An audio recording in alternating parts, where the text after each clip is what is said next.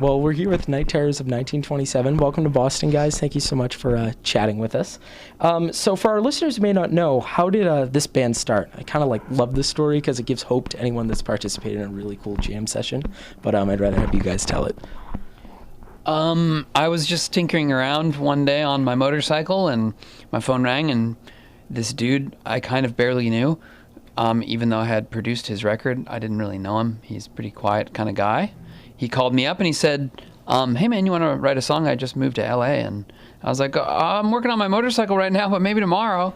And so tomorrow, he showed up, and we wrote a song, and it went really easy. We didn't have any pressure on ourselves. We just kind of when you're a kid and you just color in a coloring book just for the sake of it. It's the same with the song we wrote, and then that became 2 and 5, and next thing you know, our friends were saying to us, wow, this should be like a band, like a project. You guys, this is really cool stuff. So we kind of looked at each other and said, nah, at first. And maybe another month went by. We went to Mexico and started writing there. And we were just like, yeah, let's do it, man. Let's do it. It seems it's going really easily. And I want to keep doing this. Let's give it a name. And the band was born. And how did you guys come up with the name? It's a really awesome name, by the way. Hi, how are you? Night Terrors of 1927, the name, how did it come about is the question we are regarding. It's the hardest question.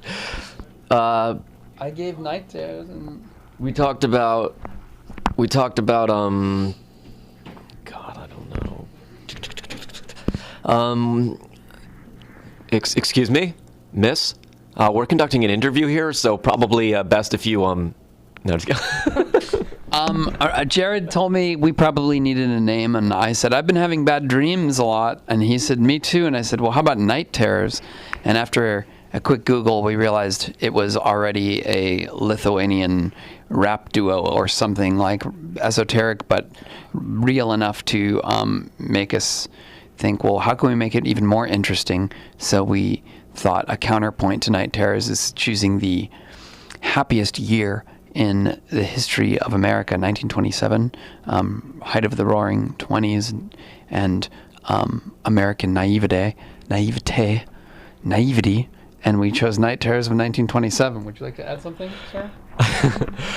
When I first met Blake, I didn't realize it, but I was a lot skinnier than I am now, almost skeletal, like a small insect. Because I know, I'm a small guy, so I was just like a little skeleton in tight black jeans. And I think when I was bent over at the board or the computer, my little skeletal butt, scared Blake. And for probably 3 years, cricket ass. Cricket ass, just 2 points. Cricket ass. Some people are into it. Some people have a cricket ass fetish. Google it. It exists. It involves a microscope, but it can get dangerous. No, but I think the micro butt that I had was induced some nightmares into Blake's brain, into his unconscious. When I called him, they re-triggered those nightmares, those night terrors. That's one theory. But there's a million reasons and a million factors that contributed. Two choices. Which answer you want to broadcast, the ridiculous cricket or the... best part is on YouTube we can do both. So totally. Anything is possible. It's scary. It's scary when you can be as skinnier than I am now. I'm a lot healthier now, so... Anything can happen. Anything can happen. She's pretty big right now, too. Ellie Goulding. I like her. I thought that was an MP3, but that was actually him. Yeah, yeah. He does a great Ellie Goulding. Yeah. Anything can happen. I like her. I'm a fan. I like the new song. Let's go He's trying to sing that part. That part, right? I don't know. Yeah, I did it. You did it better. I'm a bigger fan of Ellie Goulding. I like the pop more. He likes the under the radar world a little more. Yeah, I like Welcome to Metronomy on NPR, where we listen to bleeps, bloops, and blops and chopped edit neat little thingies late into the evening until you fall asleep while you're driving and crash into the person in front of you. Thank you. That's my favorite hour on NPR. And I'm more of a Drake guy. That's the two ends of the spectrum there.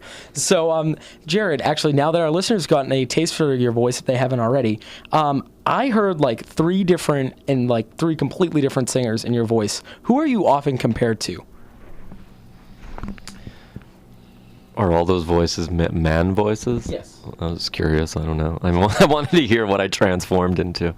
That's cool. I remember when I was a little kid and I first heard Guns N' Roses and I hadn't seen the video, I thought it was like three different singers. Because he'd be like, I get up around 7. And then he'd be like, wah! You know? And he was like all these different, like, that sounded more like Disturbed, but I was trying to do the high screecher. But you hear three different people. That's great. Sad Jared, happy Jared, and I don't give a crap, dear Jared. Oh, who are my influences? Is that what the question is? Who do you most get compared to, I think? Oh, depends on I always say it depends on the age bracket. Everybody like needs to associate people with who to help them comprehend and understand it. I do it too. Like, okay, who does this guy sound like? So like older people will be like, ooh, it's like Echo and the Bunnymen and The Cure and U2 from the 80s.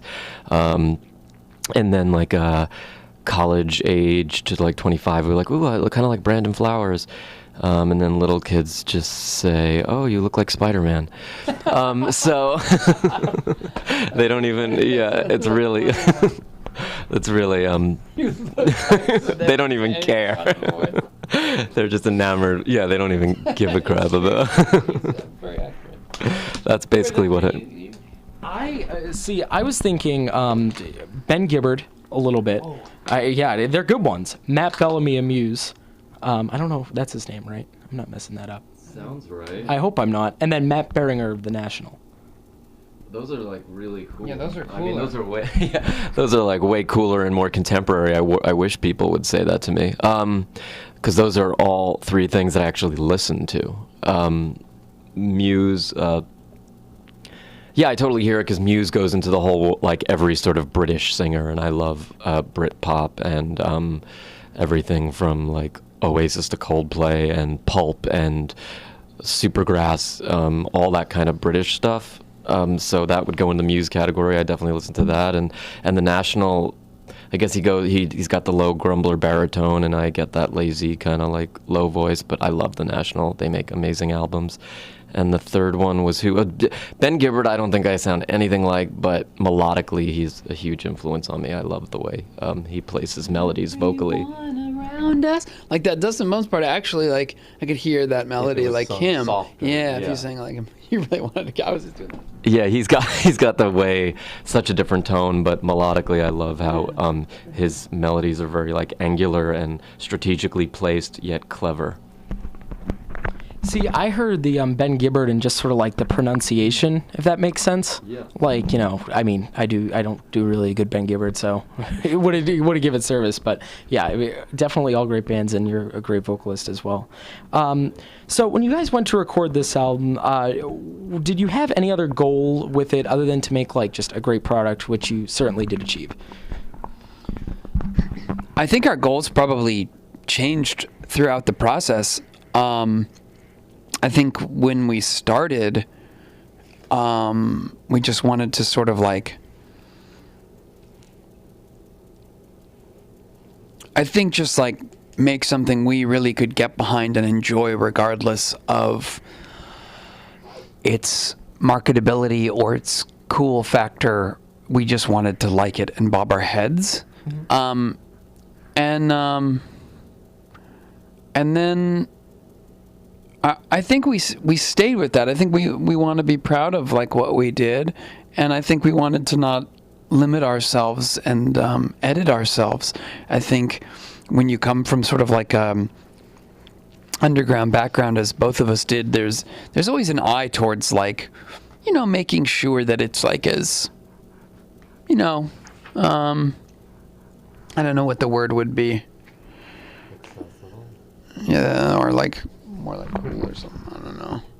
I don't know. I think you're always trying to push things forward and say like, how is this different? How am I pushing this forward? How am I advancing like music or whatever? At least that's like kind of like a headspace I was at, and I think we had that feeling in this, but at times too we're like, hey, that song reminds me of this this song from the 70s, but I don't care because my head's bobbing, and like, I don't know, it just was like trying to not limit ourselves and try to stay open-minded.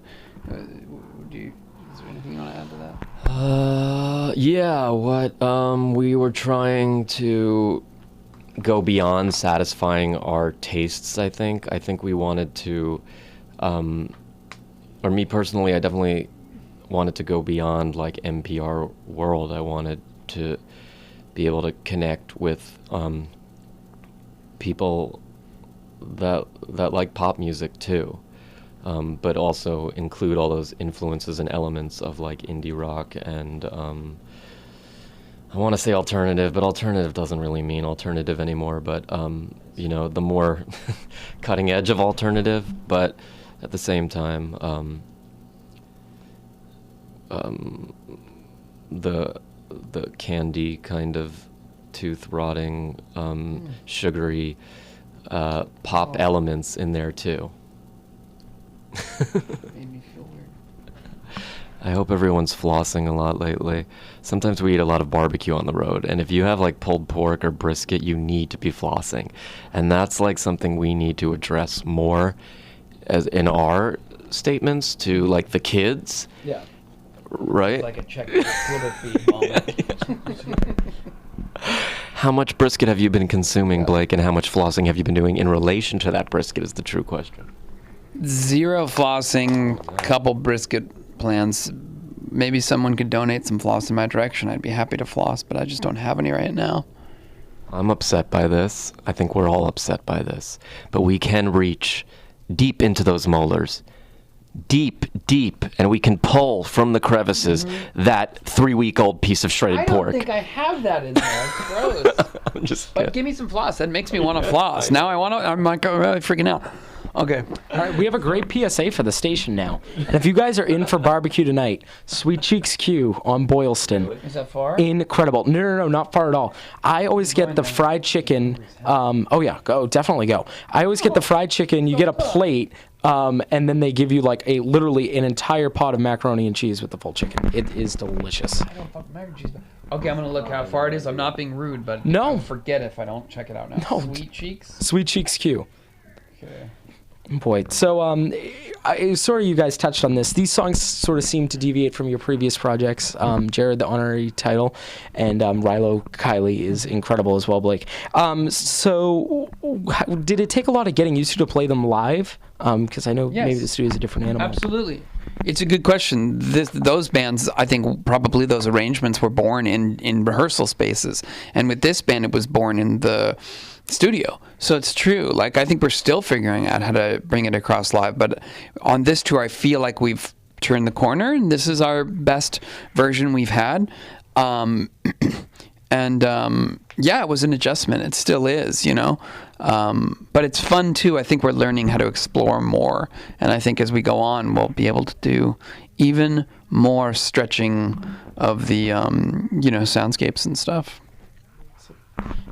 Okay, and then so your new single, "When You Were Mine," great song by the way, features another great duo, Tegan and Sarah. How did that collaboration sort of come about? Because it works so well. Yo, 1 2 1 2, check. Yo, 1 2, you were lost, I was blind, and we swore it was time. When you were mine. I didn't know we were getting a session out of this too. This is great. Sorry, I just had to relive the beauty. Yeah, Tegan and Sarah, we wrote a song. That was like so David Lynch. Like I couldn't have loved that moment more. It's impossible. It was a 10 for me. I was like really going with it. Like, well, this is far out. And then he's really going there. Blake really supports me in times when I'm doubting myself. I know that everything's okay. Yeah, Tegan and Sarah. The song, how did it come about? I get all the goodies.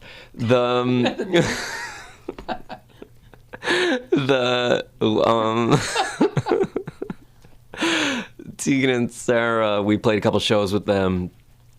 Was listening to their newest record a lot. Felt inspired. We were in the process of recording "When You Were Mine." we had a dialogue of like, wow, you know, Jared's voice just won't shut the hell up. Get that guy out of the song for once. He just talks and sings and talks. Just shut him up. We need a break. We need a break from this dude and his damn low-ass nose voice. So we said, let's put some beautiful female vocals in there that we love. Tegan and Sarah, we contacted them. They loved the song. Bada boom, bada bing, bada bang. It happened. That's awesome. I mean, like, they are one of my favorites, and I absolutely love the song. So you guys both sort of, as I mentioned earlier, come from beloved bands. What has been the reaction from the fans of your previous projects to Night Terrors? It's a good question. I mean, I really think we found a different audience with this. I don't see as many like honorary title or Rilo Kiley or elected fans as I thought I would. I mean, maybe one in every 100 who come to the merch table say like, because we stand there at the end of the show, say, "Oh, I've been following your music for years, you know, and this is what a great. I can really hear your songwriting in there." But I think we probably succeeded in trying to make something fresh and new for ourselves because we're seeing different people than we ever have. But the people who do come seem genuinely excited and supportive. And I didn't even know we had many fans in common. I thought we just existed in different worlds, but we don't. It's been cool. I think, yeah. Everything he said, it was another generation maybe, so I feel like we're tapping into a whole new younger generation. And some decrepits along the way who missed it in the first place. Decrepits along the way. So, it's sort of on a similar note, coming from the, established world, how daunting is it to go back to like square one, opening and working your way back up through the ranks again? Was it something that made you guys nervous, or were you ready to sort of tackle it on full throttle? I feel like It's got emotional highs and lows. I mean, like, sometimes you're like, thank God, starting fresh, a whole new world, a whole new generation. Other times you're like, oh God, deja vu, I've been here before, shoot me, kill me. But overall, it's positive. I think it's cool to be part of a new scene and a whole new slew of bands that are coming now, and free of the association of an older time. Alrighty, and then this will be my last question to you guys. You guys have a set soon, and I definitely want to let you eat. So what artists have your ear right now? What are you guys listening to? Oh my God. I don't even know how to say it. There's this band that I think is really cool. Ibeyie. I don't know how to say it. It's really cool. And I'm kind of like getting onto it like a month or two late, but that new Drake record I really think is pretty sweet. It's got some pretty, like, I don't know, I feel like that dude is legit. But Jared, you're a pretty fan of. This week I've been listening to a lot of mellow things just to make me fall asleep, like the news, but in a good way, like the new John Stevens. Do I pronounce his name right? I'd never know how to. Sufjan Stevens. I really like his new album. This other mellow band called Fox, Phox. It's like a girl singer. It's awesome. And Gush. And Ghostface Killah with Bad Bad Not Good. Those are the 3 albums I've listened to the most. Very mellow, the last one, definitely, Ghostface Killah. Yeah. That's after the coffee. Well, thank you guys so much, and have a great show. Thank you, man.